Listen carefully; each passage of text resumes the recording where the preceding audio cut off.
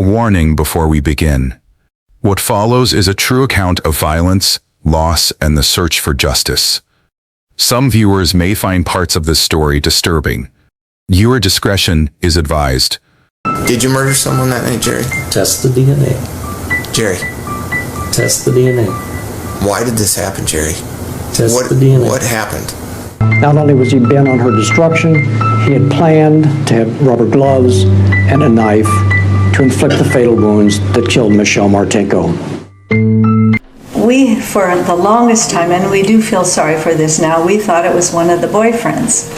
But when he was ruled out, then all bets were off. Idea who it could be. And my thesis ended up being that it was an over-the-road trucker or something. December 19th, 1979, Cedar Rapids, Iowa. The night air is sharp, the pavement coated in frost, and the parking lot outside Westdale Mall glows beneath buzzing fluorescent lights.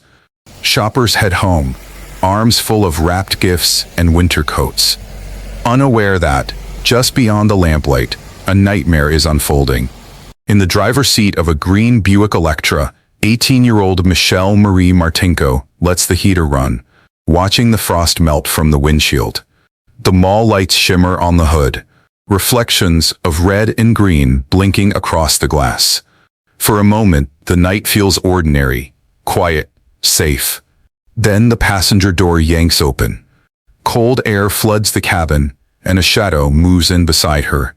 Everything erupts at once. Motion, noise, confusion. The interior fills with the scrape of shoes, the quick thud of impact, the sound of breath colliding with fear. Michelle twists, blocks, grabs, every movement a desperate attempt to survive. She's fighting for her life, trapped in a cage of metal and darkness, her heartbeat pounding louder than the radio still playing faint Christmas music. The attacker's blade flashes in the dim dashboard light. The assault is frenzied, 29 strikes in a blur of rage, each one wild, personal, and inexplicable. She reaches, pushes, gasps, but the struggle keeps closing in, and then it stops. The heater hums on. Outside, the snow keeps falling, soft and soundless, covering the echoes of what just happened. By the early hours of morning, flashing red and blue lights cut through the darkness, casting long shadows across the snow. Officers move between rows of empty cars until one beam lands on the Buick. What they find inside will stay with them for the rest of their careers. Michelle, still in her winter coat, lies slumped forward against the steering wheel, her golden hair tangled, her body motionless. The windows are clouded, the seat soaked through. No footprints, no fingerprints, no witnesses. Just blood, hers and someone else's, the only voice left to speak for her. For nearly 4 decades, the murder of Michelle Marie Martinko will torment Cedar Rapids like a ghost that refuses to rest. Every anniversary, her photograph returns to the evening news. Every December, the same question echoes. Who did this? An entire generation grows up under that shadow. Friends marked by suspicion, parents buried with unanswered prayers, detectives chasing dead ends through aging case files. The case becomes a local legend, part tragedy, part warning, proof that even good places can hide monsters. Then, almost 40 years later, a strand of DNA, preserved in a lab freezer, will whisper the truth science had waited to tell. A coffee straw tossed into a restaurant bin, a genealogy match, and a name no one in Iowa ever expected. Welcome to Disturbing True Crime Documentary Series, where every story remembers the lives behind the headlines. If you're new, thank you for watching. Take a second to subscribe, leave a like, and tell us where you're tuning in from. It helps keep these stories alive and remembered. By the winter of '79, Cedar Rapids was a portrait of Midwest calm. Factory shifts at Quaker Oats and Wilson Foods, church bells on Sunday, and a brand new mall symbolizing comfort and progress. But in the heart of that comfort was complacency, the quiet belief that evil only lived somewhere else. That illusion ended with Michelle. She was the miracle child of Albert and Janet Martinko, born after 5 heartbreaking miscarriages and adored by her older sister Janelle. Friends described her as thoughtful and ambitious, someone who chased perfection, not for praise, but because she believed in doing things right. At Kennedy High School, she balanced honor roll grades with choir rehearsals and twirling routines under Friday night lights. She dreamed of designing spaces that felt warm and alive, already planning to study interior design at Iowa State University. That December evening, she'd left a choir banquet at the Sharon Inn and made one small stop before heading home to check on a winter coat her mother had placed on layaway at Westdale Mall. It was a simple errand beneath festive lights and tinsel-lined shop windows. But as the last stores closed and the parking lot emptied, someone else was watching. No one could have guessed that a quick stop for a Christmas coat would become a moment frozen in horror, a crime that would haunt Iowa for the next 40 years. And long after the killer vanished, it was Michelle's own courage and the evidence she left behind that would finally expose his name and remind the world that even time can't bury the truth. Cedar Rapids in the late 1970s was the kind of place where people left their doors unlocked and their cars warming in the driveway. It was a working city, quiet, orderly, and proud. Church picnics, Friday night football, and holiday parades filled the year like clockwork. Crime was something that happened elsewhere, never here. Michelle Marie Martinko was part of that rhythm. At Kennedy High School, she carried herself with a calm discipline that made her stand out without trying. Teachers remembered her as focused but kind, a student who handed in her work early and still stayed behind to help others. She didn't crave attention. She just believed in doing things well. Friends said she had a habit of laughing with her whole face, shoulders back, head tilted, as if the world was briefly lighter. She loved small joys, the warmth of hot chocolate after choir practice, the sparkle of Christmas lights, the neat order of her notebooks. To everyone around her, Michelle seemed untouchable. Not because she was distant, but because she was steady, dependable, and good. According to investigators, her life was defined by routine. Every morning, she left home on time, drove the same route to school, and returned before curfew. She never missed rehearsals, rarely broke plans, and always phoned home if she was running late. Her parents, Albert and Janet, knew where she was at all times, not out of control, but out of mutual trust. Yet beneath that order was a teenager's growing independence. In her final months, Michelle had started to plan for college, attending career nights, browsing catalogs for dorm supplies, and dreaming of leaving Iowa for a while. Her mother later recalled how Michelle was ready to see more of the world, but never careless about it. She still called home between choir events, still worried about her mother's approval, still believed Cedar Rapids was safe. Prosecutors later said that sense of safety was precisely what made her death so hard to comprehend. There were no warning signs, no secret relationship, no risky behavior, no reason anyone could point to. Michelle represented everything that felt right about small-town life, which made her murder feel like a betrayal of that innocence itself. For her friends, grief came in strange waves. They spoke of the empty chair at choir practice, the baton left in her locker, the voice missing from harmonies that December. Her teachers held moments of silence. Her classmates clung to the same question that would torment investigators for decades. Why her? At home, Janet folded her daughter's clothes and left her bedroom untouched, as if the next morning might still come. Her father, Albert, returned to work but avoided questions. For the Martinkos, Cedar Rapids no longer felt safe. It was as if the city itself had changed overnight. Michelle Marie Martinko wasn't reckless, and she wasn't naive. She trusted her town, her instincts, her routine. And on one ordinary winter night, that trust and everything it stood for was about to be tested in the most unimaginable way. This was the question that haunted investigators from the start. When the crime scene lights flickered to life, detectives Harvey Denlinger and Doug Larison stepped into the cold, their breath hanging in the early morning air. Both were seasoned officers, men who had seen tragedy before, but nothing that looked like this. Inside that car, chaos had left its signature, sharp, violent, and unmistakably personal. According to investigators, Michelle Martinko had been stabbed 29 times. Most of the wounds were clustered around her face and chest, as if her killer had been consumed by rage.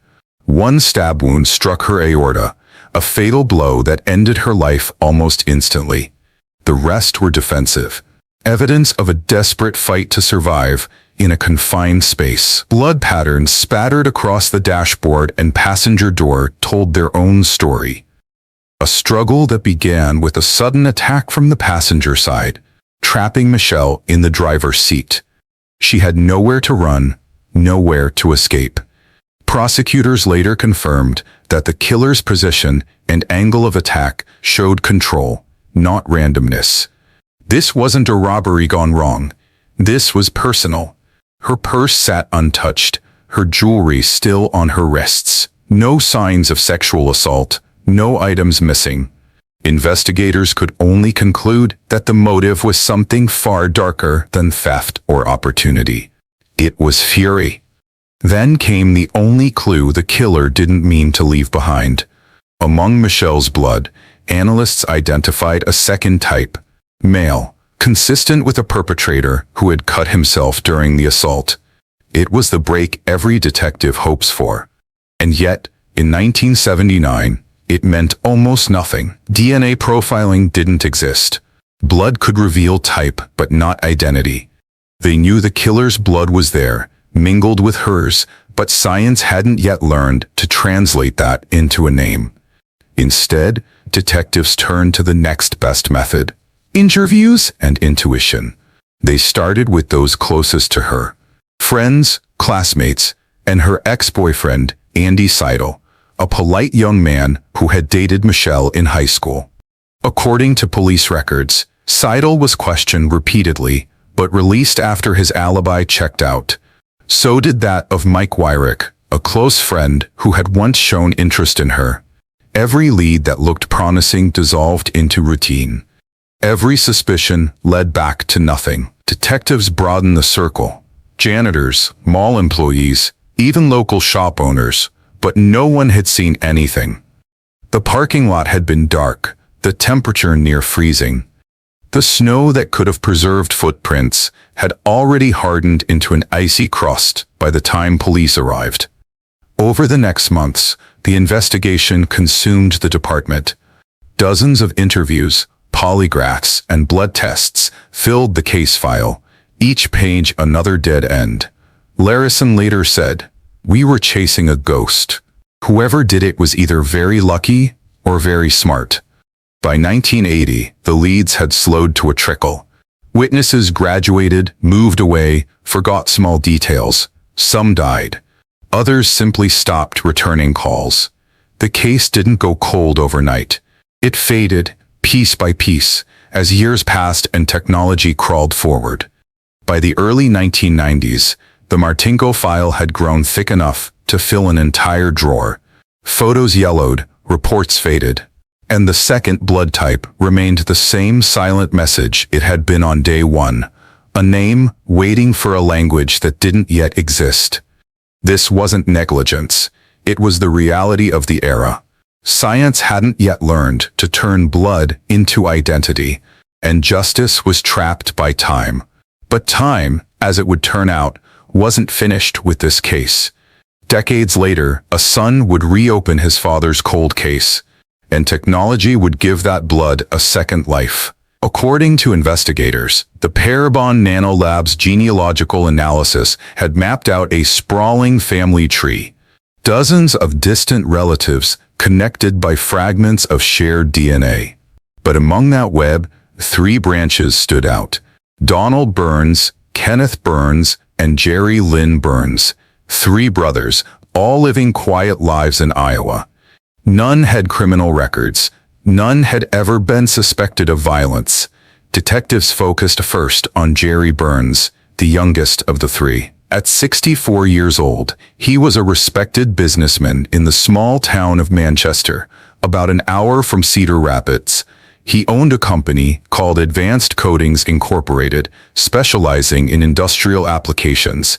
To neighbors, he was a family man, polite, hardworking, ordinary. But to investigators, his DNA profile sat like a shadow over one of the city's darkest crimes. According to Detective Matt Deningler, they began surveillance quietly in October 2018. For weeks, they tracked Burns's movements, his drive to work, his grocery runs, his daily stops at local diners.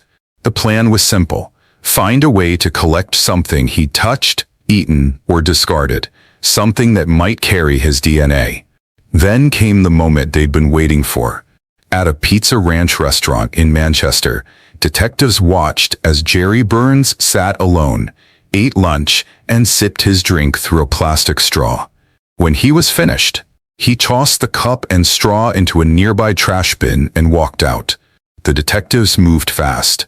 They retrieved the discarded straw, sealed it as evidence, and sent it straight to the state crime laboratory.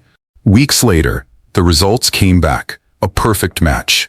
The male DNA profile, recovered from Michelle Martinko's dress in 1979, matched the DNA from Jerry Burns's straw.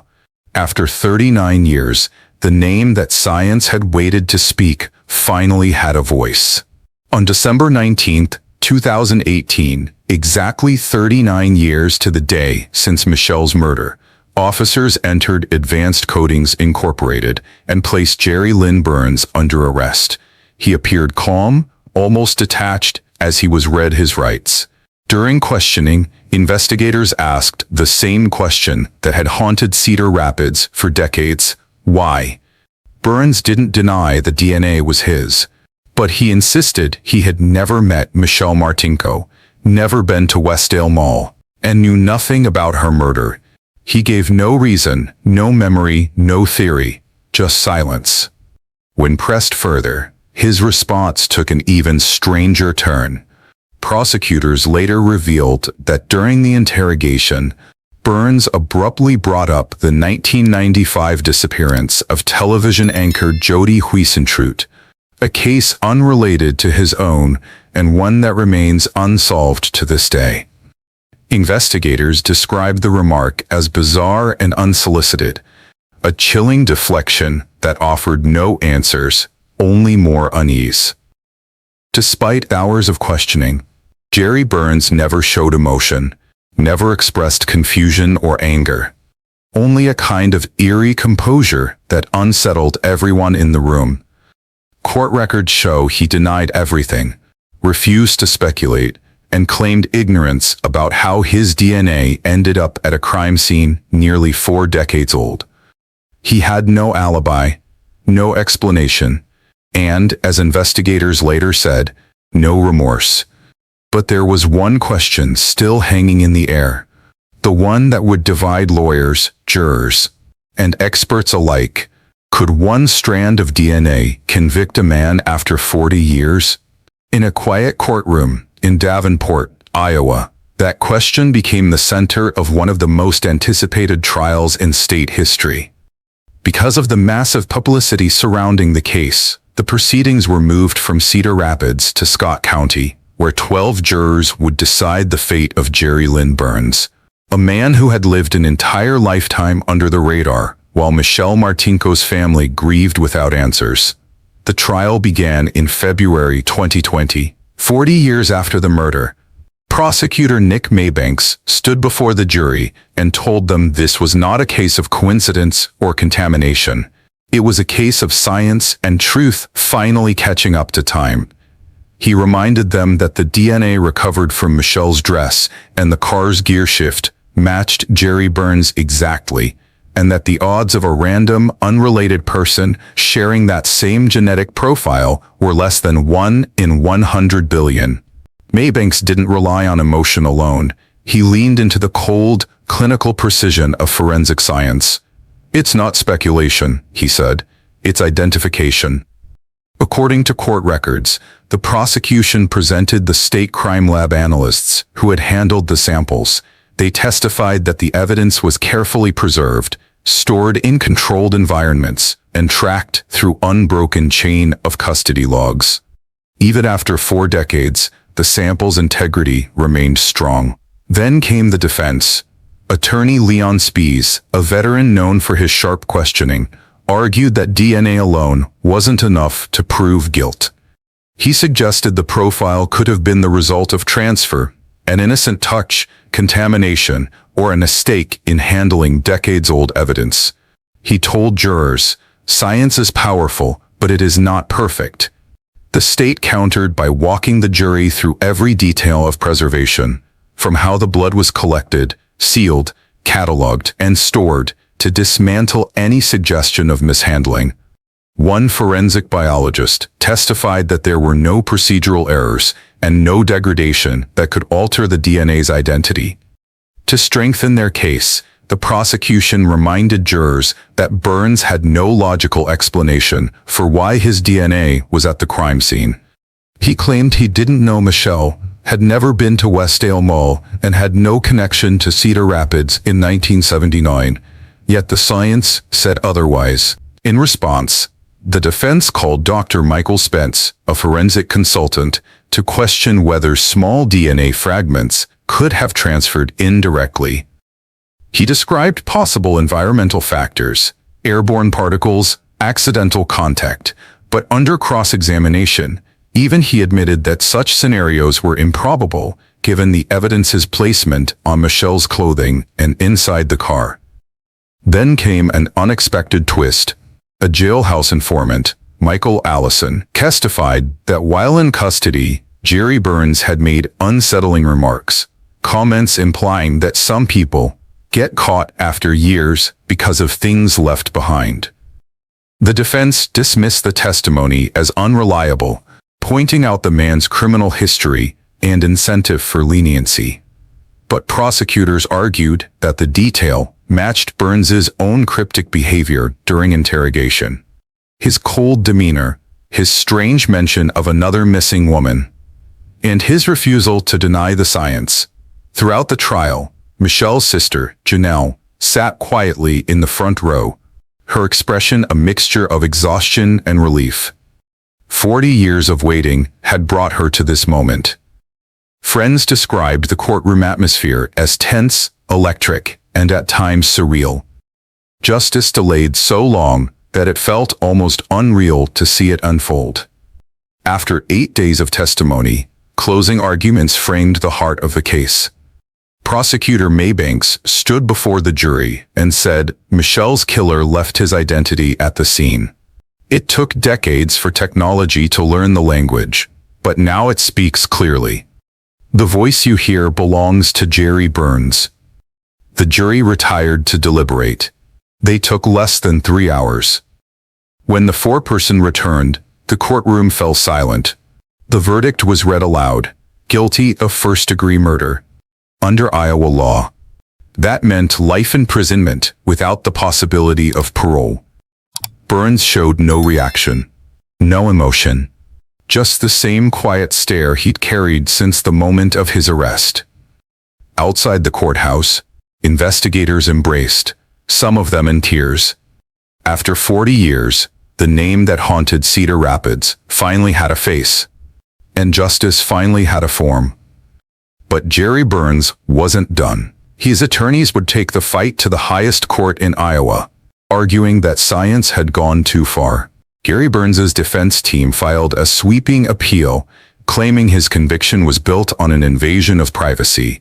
According to court filings, they argued that collecting DNA from his discarded straw at a public restaurant violated his constitutional rights. Furthermore, They challenged the use of forensic genealogy, calling it an unregulated intrusion into personal genetic data, a digital fingerprint of bloodlines that, they warned, could open the door to unchecked surveillance. The appeal reached the Iowa Supreme Court, where justices faced a question bigger than one man's guilt or innocence. How far could science go in the pursuit of justice? On March 31, 2023, after months of review and deliberation, the court delivered its decision. In a unanimous ruling, the justices upheld Jerry Burns's conviction, declaring that both the straw collection and the genealogical analysis were lawful under existing privacy standards. Court records revealed the justices found no procedural errors, no mishandling of evidence, and no violation of constitutional rights. The ruling affirmed what prosecutors had maintained all along, that a person has no reasonable expectation of privacy over items discarded in public, and that forensic genealogy is a legitimate and powerful investigative tool. Legal analysts across the country hailed the decision as a landmark precedent, shaping how cold cases could be solved for decades to come. Forensic genealogy, once controversial, had now been validated at the state's highest level. As of today, Jerry Lynn Burns remains incarcerated at the Anamosa State Penitentiary, serving a life sentence without parole. He continues to maintain his innocence, offering no remorse, no confession, and no answers. For Michelle's family, the ruling brought closure, but it could never restore what was lost. In the years since the verdict, one face has come to represent both heartbreak and resilience. Janelle Stonebreaker, Michelle's older sister. 12 years her senior, she had once cradled Michelle as a baby, and 4 decades later, she stood in court to see justice finally delivered. Janelle became the family's voice through every hearing, every interview, and every vigil. She spoke not of vengeance, but of peace, a peace earned through patience and faith that the truth would one day surface. Michelle can finally rest, she told reporters, her voice steady but heavy. We never stopped believing someone would speak for her. That belief was shared by Detective Matt Denlinger, the man who ultimately closed the case his father had begun. Matt grew up hearing about Michelle Martinko, her name echoing through his childhood home. The case file often spread across the kitchen table. His father, Detective Harvey Denlinger, had been one of the original investigators in 1979, and though he retired without answers, he never stopped thinking about the girl in the car at Westdale Mall. When Matt joined the Cedar Rapids Police Department, he inherited his father's determination and eventually the case itself. Dad kept her file in his home office for years, he later recalled. He'd take it out on anniversaries, still hoping the phone would ring. The connection between father and son became the emotional heartbeat of the investigation, proof that justice can span generations. And when the DNA finally spoke, it wasn't just science that solved the case. It was memory, persistence, legacy. The Cedar Rapids Police Department credited the meticulous preservation of evidence, the careful handling of blood samples, fibers, and photographs, as the quiet hero of the case. Had any piece been lost or degraded, Michelle's story might have ended in silence. Justice in this case wasn't a stroke of luck. It was a lesson in patience, preservation, and the relentless pursuit of truth. But even with justice served, Cedar Rapids would never forget how one night changed everything. For a generation that once believed their city was untouchable, Michelle Martinko's murder became the dividing line between innocence and awareness. Before 1979, Cedar Rapids was the kind of place where families left doors unlocked, where trust was the default. After her death, that sense of safety dissolved, replaced by caution and the haunting question that lingered for decades. How could something so brutal happen here? For law enforcement, The case became more than an investigation, it became a mirror. Investigators later reflected that the Martinko murder exposed just how limited policing was before the DNA era. Back then, fingerprints and eyewitness accounts were the only lifelines. When those failed, cases froze. Michelle's file proved that progress in science could do what time alone could not, turn silence into evidence. Prosecutors said the case became one of Iowa's defining examples of forensic genealogy bridging generations of unanswered grief. The technology that finally identified Jerry Burns now serves as a model nationwide, a process that has since been used to close dozens of other cold cases once thought unsolvable. Investigators revealed that every unsolved homicide in Cedar Rapids is now re-examined for genealogical potential, a standard practice born from Michelle's story. There was no systemic failure here, only the failure of time itself. And time, at last, ran out for Jerry Burns. This wasn't just about one crime.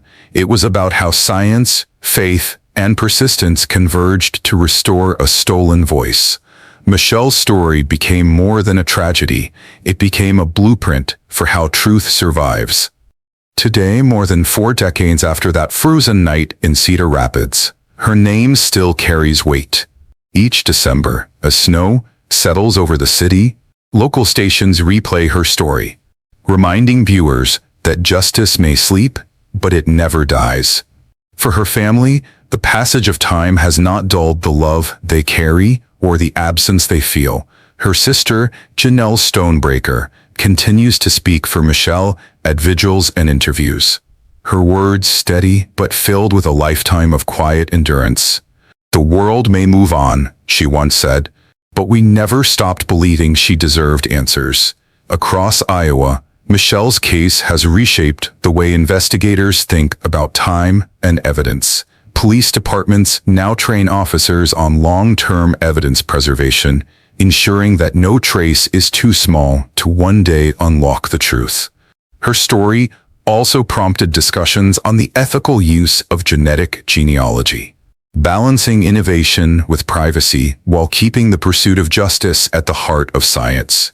According to investigators, Michelle herself solved her case through the blood she shed, the courage she showed, and the evidence she left behind. Even after 40 winters, her voice refused to fade. Please share this story to honor Michelle Marie Martinko's memory and to stand with those still fighting to keep cold cases alive. Every view, every comment, every share helps ensure that no victim is ever forgotten.